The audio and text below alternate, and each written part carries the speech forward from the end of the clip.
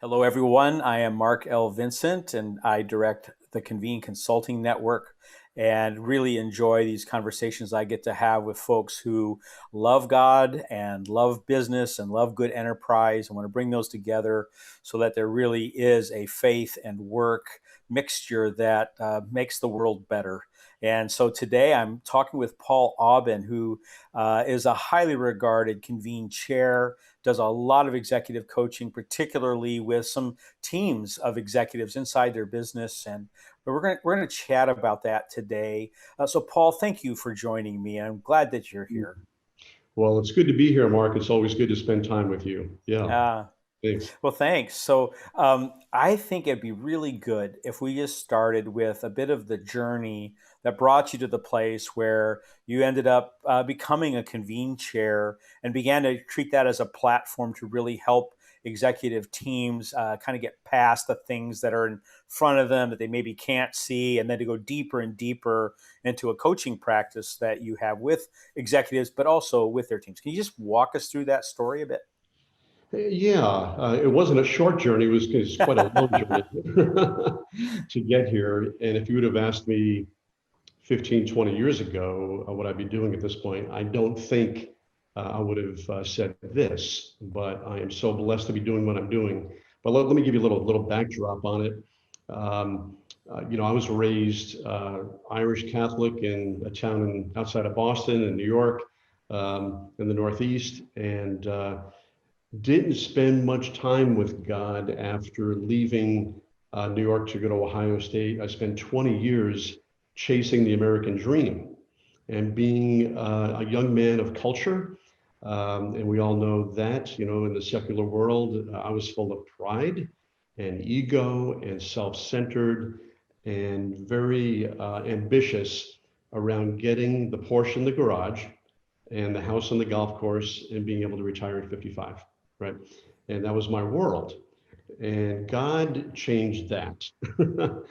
And he put some people in my life. I was very blessed to put very significant people in my life who were not only successful in business, but significant in the kingdom. And the first gentleman that I met, I was in the pharmaceutical industry and I was VP of national accounts and I was working out of the home office in North Carolina. And he came to me and said, Paul, I have an opportunity for you in Scottsdale, Arizona, a regional office there. I want you to oversee our 12 Western states, but this is conditional. The condition is I want you to go to Scottsdale Bible Church. And you don't have to go every week, but just go there once because there's a pastor there by the name of Daryl Delaluce, and I would like you to meet him. And, of course, if you fast forward that, those people that are listening to the podcast are thinking, well, that's not real legal. Yeah, that's right. I was thinking that you just hearing you say it. Right? But I'm glad he did it because I just kind of did that old head tilt and said, Craig, why are you doing this? And he wouldn't tell me, but he knew that there was something missing there with Paul Aubin. And he was a man of faith and really the first leader man of faith that I've met. So I went out there and, of course, went to a service, and the senior pastor was speaking to me directly. And I was saved about 3 weeks later. I crossed the line. And ever since then, God has been putting other people like that in my life. And I made the transition myself from being a poster guy for the corporate world, wanting the American dream, making the transition over to a godly man. But it didn't happen overnight. I went to Saddleback Church, was transferred back to Southern California, ran into Rick Warren and his men's pastor. And long story short, they both inspired me to get more involved in men's ministry. And went to seminary and ended up actually being a men's pastor. And so I won't go through everything, but the the short story is that all of these people have been put in my life, and I was able to combine the business background that I had with now this new faith background that I was building. So it's almost like being a train on a track, and the conductor hits the click, is it the click switch? And you switch tracks. And Mm-hmm. that's what happened with me. I left Mm-hmm. that world behind, and I'll get into that. So I've got my own examples of a transformation where I felt like I became a better man, a better husband, a better parent, a better neighbor, and I was living more of a faith life. So that inspired me to get on board with men's ministry and just share the Kool-Aid, with those guys out there. They were like Paul Aubin, who thought they were all that, Mm-hmm. um, but then to introduce them to Jesus and to take the spotlight off of themselves like I did and put the spotlight on others and to serve and be significant. So that's been my mantra, my charge, because I just love, love, love to see the fruit that comes out of that. Just one quick example. I'm at Mariners Church and I'm on the patio, and there was a gentleman that I was working with who had an alcohol issue, and he separated from his wife, and things just weren't going real well. Well, I worked with him and prayed with him and everything else. And about 9 months later, he came walking up the patio with his hand in hand with his wife and his two small children, 8 years old and 6 years old.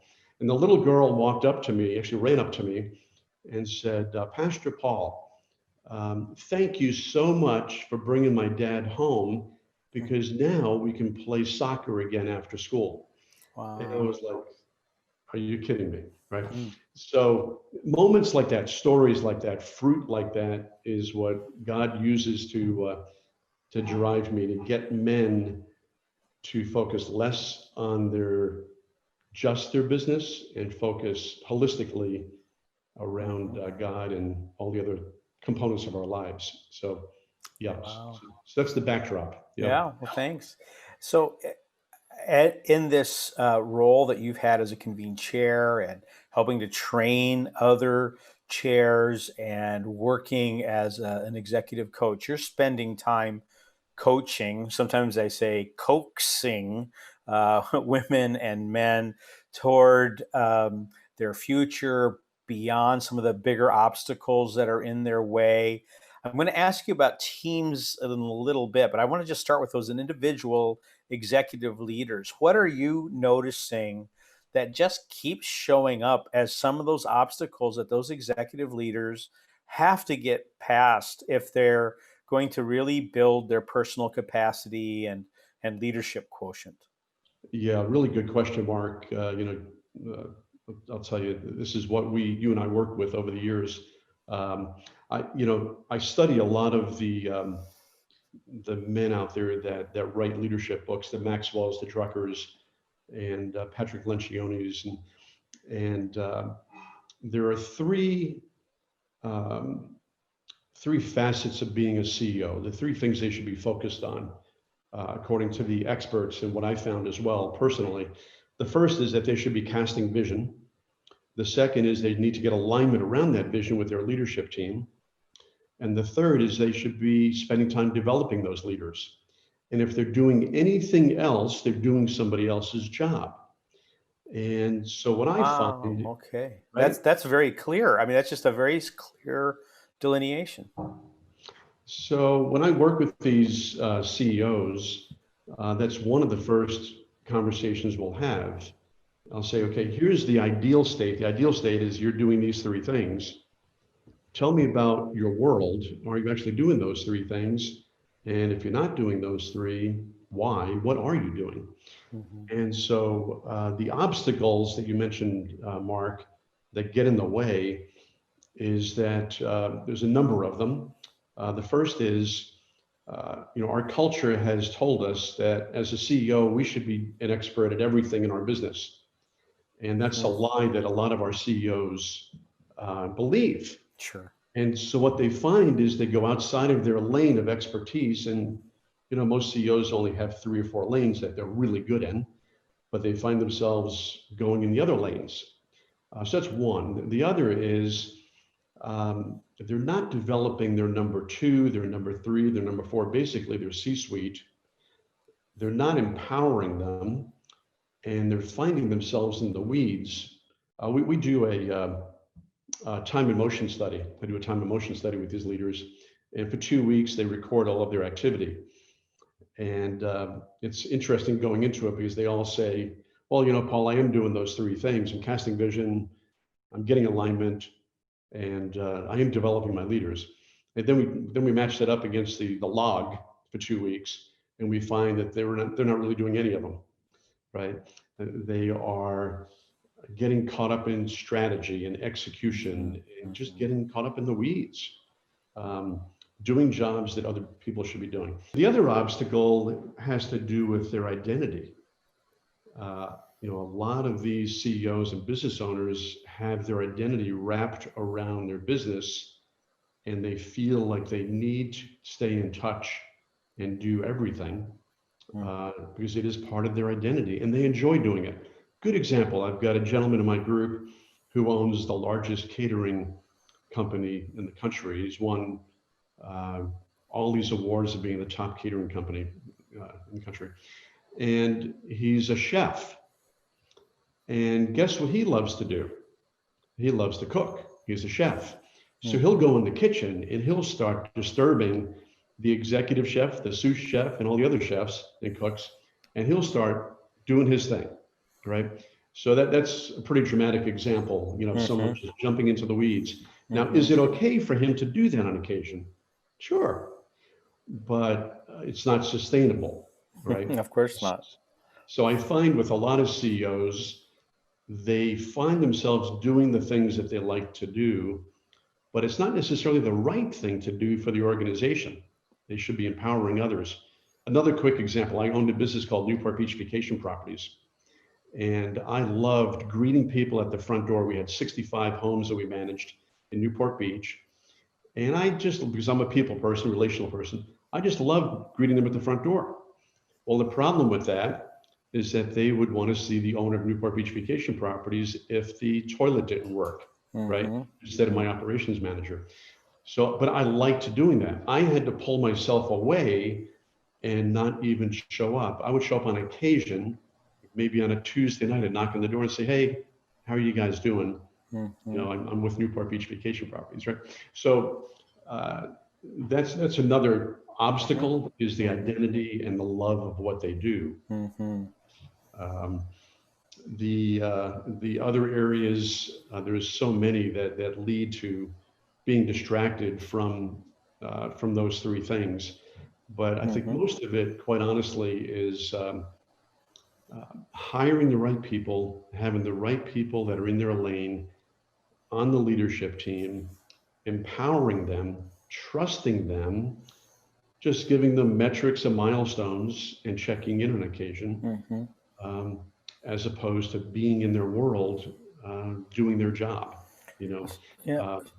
There's one test that I give the CEOs. I'll say, you're doing those top three things if you go to Europe for 3 weeks and you stay disconnected and you come back and the company is still doing well, right? So they're all looking to achieve the 3-week vacation to Europe. That's a worthy goal. May the airports open up again and the borders so that we could actually do things like that. So this might be a good segue then to move to the organizational side of it. So a person might be getting in their own way, and you're coaching them past that. There are also organizational issues that show up. I'm guessing that there are some that show up with some regularity. I'm wondering if you could talk about that as well. When you're sitting down, coaching and coaxing, and they're saying, well, here's my scenario, and it's something you have heard many times. What are some of those things that they keep running into? Well, I think, one of the issues that comes up is they're saying yes too much because they don't have a business plan. I'm just shocked and stunned at how many companies don't have a plan. They don't have a roadmap. And therefore, they don't know when they can say no and when they should really say yes because they have no plan. So they're all over the board and their people don't know. So they end up being very busy doing a lot of things, but not doing the right things necessarily, right? So that's one of the things that come up is, Paul, um, I need to get focused here. I find myself being too busy. I'm not able to achieve my goals. And then I'll ask them what their goals are, and they're not really sure. So they haven't really gone through that with their organization. Yeah. You know, it reminds me a lot of Michael Gerber's book on the E Myth and the idea of getting to some degree of operational excellence. If there's not a plan in the first place when you start it, right? Yeah. If you're actually only trying to work and do your job that you were employed to do and just have more freedom, but you really weren't prepared to own an enterprise, that means you've got no vision, no business plan. Just reading Peter Greer and Doug Fagerstrom's book on succession, and they were saying it's only 17% of businesses that have succession plans, and those are the bad ones too, and the ones that don't get Yeah. enacted as well. I mean, there's just so much of this. How can you even know what you're going to say yes to inappropriately if you don't even know what the business plan is, right? Right. It's an amazing thing. And one of the questions I love, and one of the books that I love, is the one thing, right? Mm-hmm. And one of the questions in that book that I've used over and over and over again is, what's the one thing you can do over the next 30 days that's going to make an impact and move the needle on your annual goals over the next 90 days? Mm-hmm. So it really gets them focused on the one thing, because they are pivoting left and right, and they're overwhelmed Mm-hmm. with all of these different directions they're going in, and their Mm-hmm. people are even more overwhelmed. Mm-hmm. Um, and the other thing that comes up is bottlenecking. I hear that more from the key leaders that are reporting into the CEOs, because the CEOs are not empowering their key leaders, and the key leaders are waiting for the green light, waiting for the approval from the CEO to go forward on a certain initiative. And it could be weeks or months before that CEO has time to address it. Instead of the CEO saying, I believe in you, I trust you, I have faith in you, you've got a great expertise, make the decision. I don't know what we should do, but you do, go ahead and do it, Mm-hmm. and get back to me. So the bottlenecking thing and the busyness and the lack of direction around a goal or a plan, Mm-hmm. those are pretty popular things that I find myself sinking my teeth into. And I almost assume that they exist now because they are so prevalent Huh. out there. Yeah. Thank you, Paul. So let's move this just one more layer deep, where you have an owner, executive, CEO. They're really working at getting past the obstacles that are in front of them personally. Hmm. And they're going deeper. And part of that is they're getting right people in the right seats. They're letting their talent run instead of holding them back. And by so doing, they are addressing some organizational issues. Well, at that point, you really have an executive team. You don't just have a group of executives in their silos. You Right. have a group of people who are working and they're in a strategic flow together. And you have this special practice of working with teams like that. So I'm wondering if you could talk a little bit about two things here. One are, what do those teams face that you're helping them work past? What tends to show up maybe as a normal progression? The second Okay. part of that is, why does an external coach help that?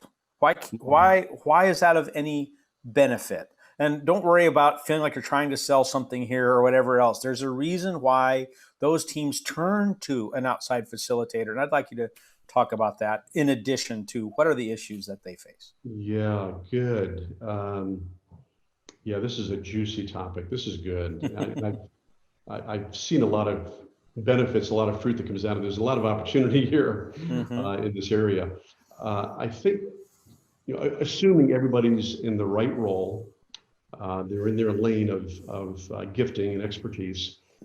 Um, the first thing that I notice is that there's a lot of overlap or underlap Hmm. across the leadership team. What is underlap? That's a new phrase for me. Yeah, New word. underlap is when you assume the other person on the team is actually doing it, and they assume that you're doing it. and there's a Okay. gap. Okay, And so those it's not just a talent gap or a skills gap. That's an assumption that yeah, makes for it. Okay. yeah. So I love the book by the EOS folks called Rocket Fuel, because that's where the number one CEO and the number two person learn how to dance together. Hmm. And when they dance right and they each know their role, it becomes rocket fuel. Mm-hmm. Well, I find that there's a lot of overlap and underlap between those two individuals. So just sitting down with them, going over, okay, Mr. CEO or Mrs. CEO, uh, why don't you put on the whiteboard your top responsibilities? Can you maybe explain your role? Okay. And then I'll usually turn to the COO, whoever the number two is, and do the same thing. And it's interesting to watch the faces on both of them because they're surprised that the other person actually has something on their list, that is really on their list, right? And Wow. so getting clarity of roles and maybe even doing a job description for the CEO and COO. Um, Imagine that. Imagine that. That's just novel stuff, right? Mhm. Um, and the rest of the leadership team. So that's one area, Mark, is uh, to really get the horsepower behind that team. People have to stop tripping over each other and understanding that this is their role and it's evolving based on their gifting. But if somebody else is doing part of that role, it's role comes down to role clarity. Yeah. Mhm. So that's one area. Yeah. Yeah. Wow. Uh, yeah. So I'd like to ask you yet one more question here as we wrap this up, Paul. We've talked about that chief executive and what they tend to face. We've talked about what tends to show up for the organizations on a repeated basis that you're coaching them, helping them coach themselves past, and then now executive teams. Um, Along the way during your time with Convene, you have helped to pioneer some other ways to gather people in peer-based conversations, not just the people running the business. I'm just wondering if you could describe that initiative for us as we wrap up today. Yeah, absolutely. And just one other thing I wanted to touch on that I meant Please, to touch on in the last piece please do. was uh, the the incredible importance of running good meetings, Hmm. right?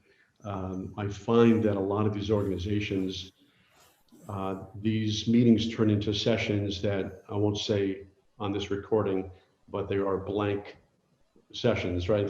They're complaining sessions, right? Yes. Meetings. Um, and having a facilitator, someone who's really good at running a meeting and getting to the point of saying, this is what we did last week. This is what we learned. Here's where we are currently. Now, what are we doing next week, right? And there's so many templates for Yeah. that, but Yeah. people do that really poorly, Yes, they right? do. For the weekly meeting, the monthly, the quarterly, the annual, and people just find themselves not wanting to attend meetings or not wanting to contribute. They're just looking at their watch going, when do we get out of here? Because this meeting isn't productive. Yeah. The other thing that I find is that at the end of the meeting, they don't say, okay, who's going to own this and by Right. when will it get done? Right. And So they can't track your work. Yeah. it's the who question and the when question. Mm-hmm. So we have a great meeting. We come out of this great meeting and nobody has accountability. Nobody has been assigned anything and there's no timeline. So Mm-hmm. nothing gets done. Yeah. So, Yeah. I so have a client that runs a national conference center, and they said we used to call those the hostility meetings instead of the hospitality meetings mm, because there was so much complaining and grouching, and they'd come out just as you said with no real action plan. Nobody owned any action step, and it was highly unproductive. yeah, yeah. So it's painful to watch some of those, Mm-hmm. but making them aware of what good looks like. Sometimes I'll go in and facilitate a meeting, Oh, not to say okay. that I'm great at this, but I know enough to be dangerous, and I'm a neutral party, Yeah. so sometimes that helps. Yeah, but moving on to your final question, Mm-hmm. Mark. Um, the key leaders in the C-suite, they're the ones that bridge. They build the bridge. They're bridge builders for the most part. right? They're the doers. They're the ones that build the bridge from the CEO's vision to execution, right? And so a wonderful thing happened in my CEO convene group, the forum group, a couple of years ago, where one of the guys raised his hand and said, Paul, this might be a little risky telling you this, but the good news is we love the content that you're sharing with us, and we love the speakers that come in, and we just love convene. And I was waiting for the other foot to drop, right? But um, when we go back to our offices, we don't have time to share this wonderful content. For example, scaling up. We went through scaling up Mm-hmm. for several months. I don't have time to go through that as a CEO with my leadership team. And wouldn't it be great if you had a separate team that was made up of our key leaders, mainly our number twos, and then you Mm-hmm. could share the same content and they would go ahead and focus on execution, and I'd focus on vision and alignment and developing these people. So that was brilliant, and that came out of our membership. So I started a key leader group where each of my, not all of them, but many of them put their number twos in that group. So what we focus on is how do we get alignment with their boss, Mm-hmm. and how do they collaborate across the leadership teams instead of them just focused in their own silo, Mm-hmm. and looking at the content through the eyes of execution and strategy. So when that happens, and it's lovely to watch, um, you do get rocket fuel, and the CEOs just love the fact that they're being coached by the same, the key leaders are being coached by the same person, me, or another chair, right? Um, so for me, I'm getting to learn a lot about that organization deeper and wider so I can be a better coach and so we can have more dynamic discussions within the forum meeting as well as the key leader meeting. So Mm-hmm. there's a real connection there.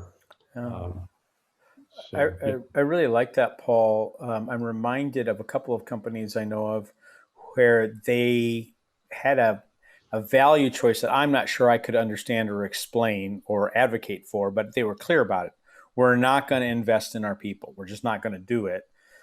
So they would expect that people would leave the company, especially if they were in the executive management kind of level. They'd leave, go get other experience elsewhere, and then might be brought in later, 5 years later, 8 years later, higher up. But they weren't going to rise inside the business.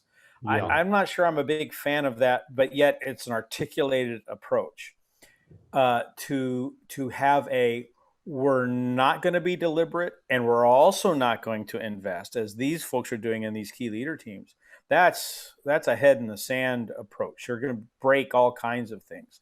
What I Yeah. like about what you're talking about is the deliberate intention, not just to invest, but to create continuity where everyone is working at some of the same material that can then disperse throughout the company, and you have mutual reinforcement happening simultaneously. It just seems like a really great return on the investment.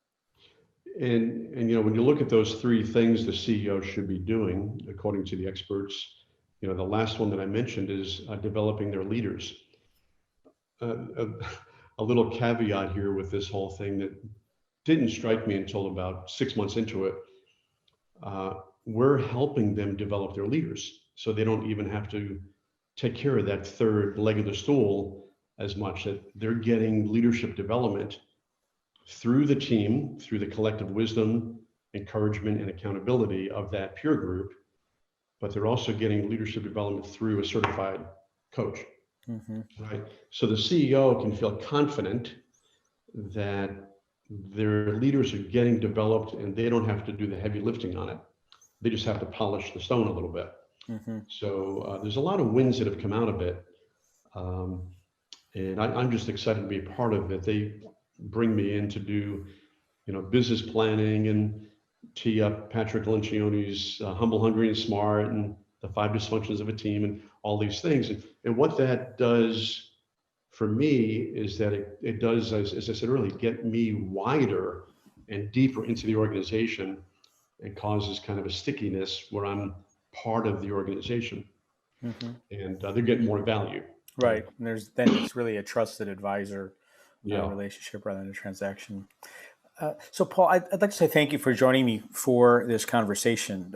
It is insightful around the leadership development of a firm as well as its executive team development, and there is good food for thought here. We always, develop a discussion guide for these things, and I want to make sure we put the question in there about those things the CEO should be doing. And I wonder how many of the CEOs who would listen to this would actually ask their team, like put that into a discussion and say, am I doing these things? And how good are we at letting me do these things? Yeah. And to see where that would take, I think that'd be a highly creative conversation. Yeah. And So just a final go note, ahead. Mark, I know I've mentioned a lot of things that CEOs do wrong. And who am I to say that, right? I've been a CEO and a business owner. I know how hard and difficult that role is. And, but I'm Mm-hmm. just bringing up things that are common themes that I see across the Yeah, organizations. But no judgment here. that's We all right. work hard. What a favorite saying of mine is that when you're in that driver's seat, in that CEO chair, you get to fire yourself every day and Yeah. turn right around and hire yourself. And Yeah. that's usually a pretty healthy person who's seeing it that way and can do it. So again, Paul, thank you very much. For all of you watching this, we're going to have Paul's contact information up on the screen, and you are certainly free to reach out to him. He'd be happy to speak with you. And again, there is a discussion guide we produce with each of these. And so if you are working your way through these podcasts systematically, there's some great food for thought here for executive leader conversations, executive team conversations, even department head conversations. We hope you'll take advantage of that resource. And so, again, we want to say thank you for listening. All right. Farewell. Thanks, Mark.